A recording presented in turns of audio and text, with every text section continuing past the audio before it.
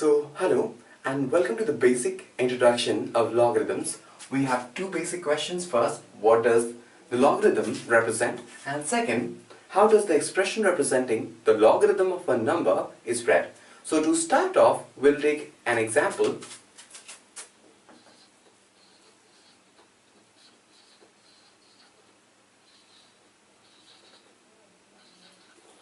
Now, before we start with that, what does this expression represent? Let's try and understand that how this expression is read. Now, if you look at this 2 here, this 2 has been written at a slightly lower level in comparison to the 32 written on its right and log written on its left. So this 2 here is our base. This 2 is the base of the logarithm. And the number 32 is the number whose log we have taken. So this number, besides just being called as the number, is sometimes also known as the argument of the logarithm. So this expression is read as log of 32 to the base 2, and in general it is read as logarithm of the number or the argument to the given base.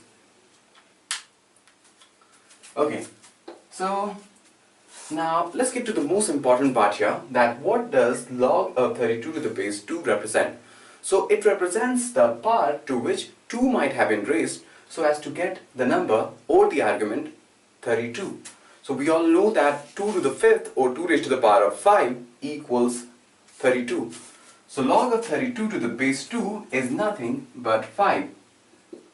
So logarithm of 32 to the base 2 is the part to which 2 might have been raised so as to generate this expression 32, this number 32 or the argument 32. Let's take another example to understand this a little better. Let's say that we have logarithm of 729 and let the base be 9. So we have logarithm of 729 to the base 9.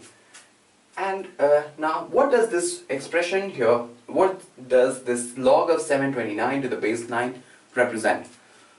So it represents the part to which 9 might have been raised so as to get 729. So let's just pretend that we don't know that what part of 9 will generate 729. So let that part be alpha.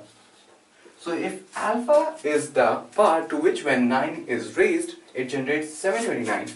So I can rewrite this very information as 9 to the alpha equals 729. Okay, so here we have expressed this in terms of exponential form, and I want to get the value of the exponent alpha. Okay, so what I will do, I will rewrite this 729 in terms of 9. So this 729 in terms of 9,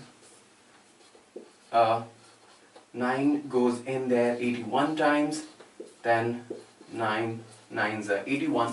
So this is nothing but 9 raised to the power 3.